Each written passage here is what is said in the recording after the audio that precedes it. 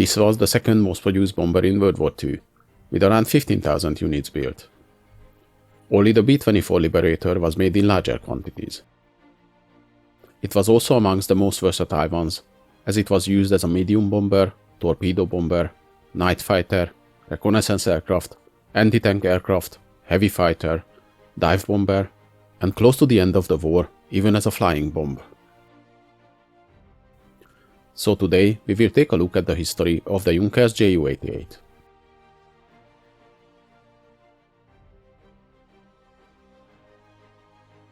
In the mid-1930s, when Germany started to build up its military might and modernize its air force, they decided for the offensive role of the future plans, the so-called Schnellbomber or fast bomber would be the most effective. Many of the types being in service in the early 1930s were following obsolete design philosophies, and the Luftwaffe needed new modern planes. So in 1935, the RLM issued new specifications to the main aircraft manufacturers for a new Schnellbomber or fast bomber. The requirements were a maximum speed of 500 km an hour, a bomb load of 5 to 800 kilograms, and at least one 7.92mm machine gun as defensive armament.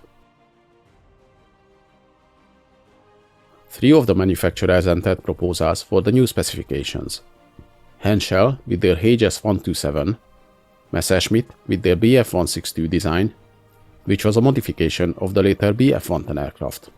I have already mentioned that in my earlier video about the Bf-110. If you're interested in the full history of that plane, check it out. And finally, Junkers entered 2 of their designs: the Ju-85, which was a twin-tail bomber, and the Ju-88, which was a simpler design.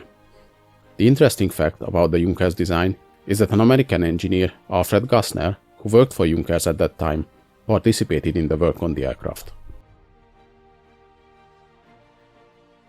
The RLM ordered prototypes from all 3 manufacturers, but eventually the Ju-88 design came out as a winner, thanks to its bigger bomb load and overall better design for the bomber role. 2 initial prototypes were ordered with the 1000 horsepower Daimler DB600 engines, and later 3 additional ones using the UMO-211 type. Though the Ju-88 with its round engine nacelles gives the impression of using radial engines, it was actually mainly built with inline engines, apart from a few variants. But the engine nacelles were designed in a way to be able to equip radial and inline engines as well.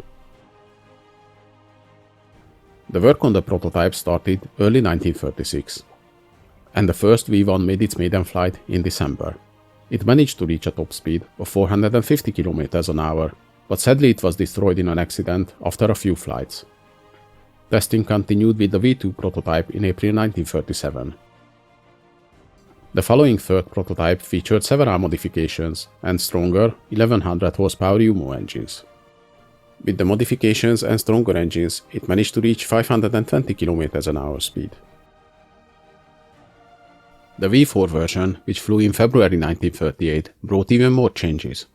While the first 3 prototypes featured a more conventional nose design, the V4 was the first with the cockpit moved forward and using the plexiglass nose. The airframe was also reinforced, so the aircraft could do dive bombing as well. Also, a gondola was added below the fuselage, housing a 4th crew member. The next V5 prototype was a streamlined version, with a more pointy nose, missing the gondola under the fuselage, and featuring 1200 horsepower UMO-211B engines. This version managed to reach 517 km an hour speed, while carrying 2000 kg of payload. The V6 prototype, finished in June 1938, retained most of the modifications from the V4 and featured a new revised landing gear design. On the first 5 models, the landing gear was a dual strut design, folding straight back into the engine nacelle, while the V6 introduced a new single strut design, which rotated 90 degrees, just like the ones on the P-40 fighters. This variant became the base for the production model, with 10 A0 pre-production aircraft built first. The later V8 and 9 prototypes were the testbeds for dive bombing modifications, such as the dive brakes and automatic pull-out systems. And the final V10 variant in early 1939 featured external bomb racks, which added the capability to carry 250, 500, or 1,000 kg bombs under the wings.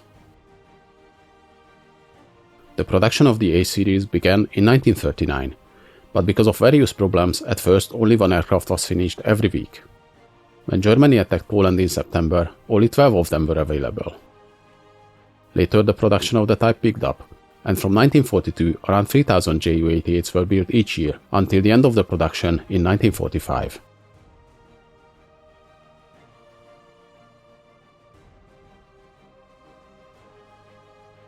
The A variant was the first production model. During its production, the wingspan was increased to 20 meters to help with instability experienced early in the war. The aircraft also received stronger defensive armament over time. The next B version was a test to build the type with stepless glazed cockpit. 10 units were built, and this variant was later developed into the Ju-188 model. The following C variant was used in night fighter and fighter bomber roles. They featured a metal nose in place of the greenhouse type, and mounted a variation of 7.92mm machine guns and 20mm cannons. The usual setup was 3 7.92mm machine gun and 1 20mm cannon in the nose, but some of them carried additional cannons in their gondola. Some were built with inline engines, and some used BMW 801 radial engines. The D variant was a long-range reconnaissance version. The G version was a dedicated purpose-built night fighter, with many changes compared to the original design. It was missing the gondola under the fuselage, and the tail section was changed to the Ju-188 design. They featured 4 20mm cannons, and were built with both radial BMW and inline UMO engines. The next H variant was used as a long-range reconnaissance and fighter aircraft, with the fuselage more than 3.3 meters longer than the base variant to allow for more fuel capacity. The gondola under the fuselage was also removed for better aerodynamics. The P variant was an anti-tank destroyer version, built after the invasion of the Soviet Union as an answer to the unexpected numbers of Soviet tanks. This version featured either dual 37mm cannons, or the 50mm BK-5 cannon, or even the 75mm PEC-40 cannon in the modified gondola under the fuselage. A single test version was built carrying an 88mm gun as well. The following S version was an effort to increase the performance of the aircraft, as by 1942 it was clear that newer enemy fighters can easily catch the bomber. The plan was to achieve this with modifications without a long and costly redesign. A smoother nose was added, and the bomb racks and dive brakes were deleted to improve the aerodynamics. The engines were also swapped for new 1700 horsepower BMW 801D engines. This modified type was capable of reaching 534 km/h speed. To further improve the performance, on the Ju-88 S1 variant, the ventral gondola was deleted, and the defensive armament and armor were reduced. The engines were replaced by BMW 801G types with nitrous oxide injection. Thanks to the modifications, the top speed increased to 547 km/h unboosted and 610 km/h using the nitrous oxide. The following T variant was a 3-seat photoreconnaissance version, developed from the high-speed S variant.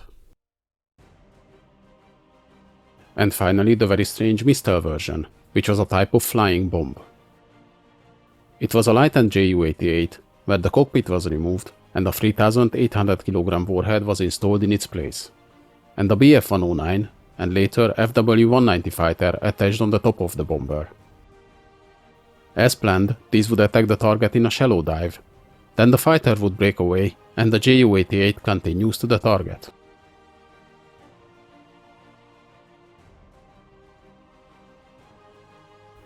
The Ju-88 was 14.4 meters long, with a wingspan of 20 meters. It had an empty weight of 9,860 kilograms and a maximum takeoff weight of 14,000 kilograms. It used two UMO 211J engines, developing 1,340 horsepower each, With these engines it could reach a maximum speed of 470 km an hour and a cruise speed of 370 km an hour. It had a range of 1,790 km and a service ceiling of 8,200 meters.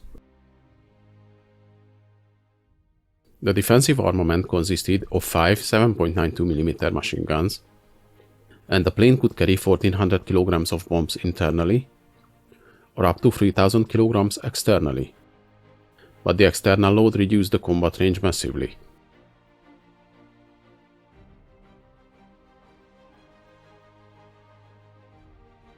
The Ju-88 first saw combat in 1939 during the German invasion of Poland, but due to the slow production in the beginning, only 12 of them participated in the action. This was more of a field test for the aircraft. Not long after, in the Battle of Norway, the type seen more action and was mainly used against Allied shipping. They managed to damage the battleship HMS Rodney and the destroyer HMS Gurkha in this operation.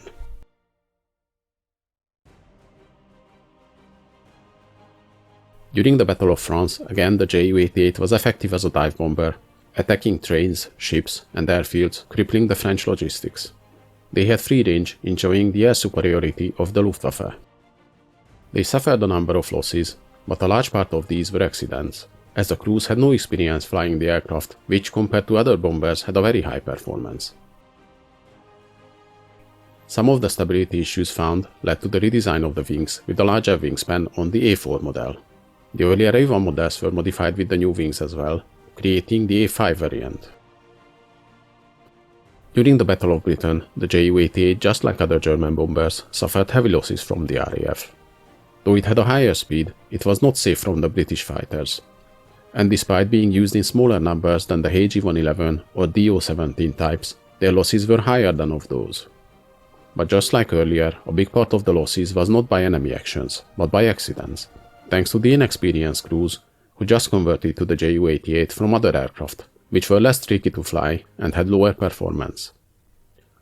The combat losses, however, highlighted shortcomings of the defensive armament and armor plating, which were hastily modified by adding twin-barreled machine guns in place of the single ones and installing additional armor plating. They were also used on the Eastern Front, where they proved to be a valuable asset with their speed and precise dive bombing capability. They attacked airfields, supply lines and depots, and were used in low-level attacks against the Soviet tank formations as well. But they were the most effective in destroying the Soviet air power on the ground. Due to the lack of Ju-87 dive bombers, the Ju-88 sometimes was used in direct dive bombing roles against Soviet attacks, and it was successful in that role as well, destroying many tanks and other vehicles, but these low-level attacks came with a cost, and they lost many planes in these actions. Just like on the West, the Ju-88 also excelled in attacking shipping on the Eastern Front as well, taking a heavy toll on the Soviet Navy. The Ju-88, being a high-performance aircraft, proved to be a very versatile design, used in many roles and in every theater of the war. Though it was one of the most produced planes of World War II, with around 15,000 of them built until 1945, only 2 complete survivors known today.